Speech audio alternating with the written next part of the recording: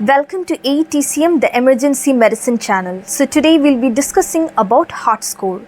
So HeartScore is a clinical tool which is used in the emergency department to assess the patients who come in with a chest pain. So we need to rule out and estimate that there are no risk factors for a major adverse cardiac event, and also it helps in decision making, like if for example, the HeartScore can be used to observe if the patient is needing an observation, or if the patient needs an aggressive therapy, or if the patient is safe for a discharge. So for all these, this HeartScore can be used as being a simplified tool. It can be used in an emergency setup.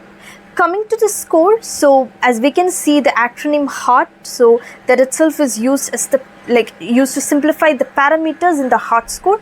So in the HeartScore, H stands for history. So in history, if we are mildly or slightly suspicious, or if there is no suspicion, we'll be giving a score of 0. If there is moderate suspicion of any cardiac event, we'll be giving a score of 1. And if we are highly suspicious about having a major cardiac event, we'll be giving a score of 2. Coming to the next parameter, that is after H, it comes E, that is E stands for ECG. So as per ECG, if there is no changes that you're seeing in the ECG, we'll be giving a score of 0. If there is any non-specific changes, or if there is any left bundle branch block that you're seeing in the ECG, we'll be giving a score of 1. And if there is significant ST deviation that you are able to see, then we'll be giving a score of 2. Coming to the next parameter, that is after H and E, there comes A, which stands for age. So we have to see the age of the patient. So if the patient's age is less than 45, we'll be giving a score of 0. If the patient's age is between 45 to 65, we'll be giving a score of 1. And if the patient's age is more than 65, we'll be giving a score of 2. Coming to the next parameters, that is R. It stands for risk factors such as dyslipidemia, hypertension, diabetes, history of smoking. So if any of these risk factors are present, we have to see all these.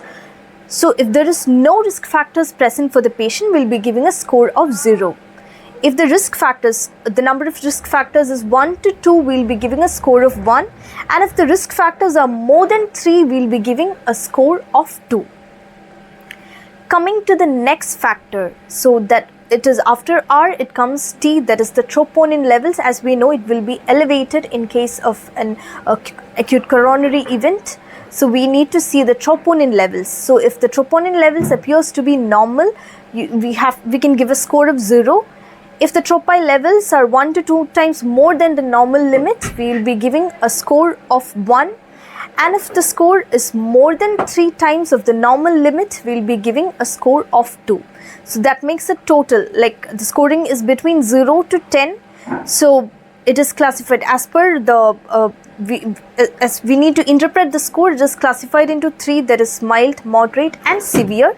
So if we are getting a total score between 0 to 3, the patient is at mild risk and it indicates that the patient is safe for discharge. And if we are getting a score in between 4 to 7 or 4 to 6, we'll be wanting to observe the patient for a little longer.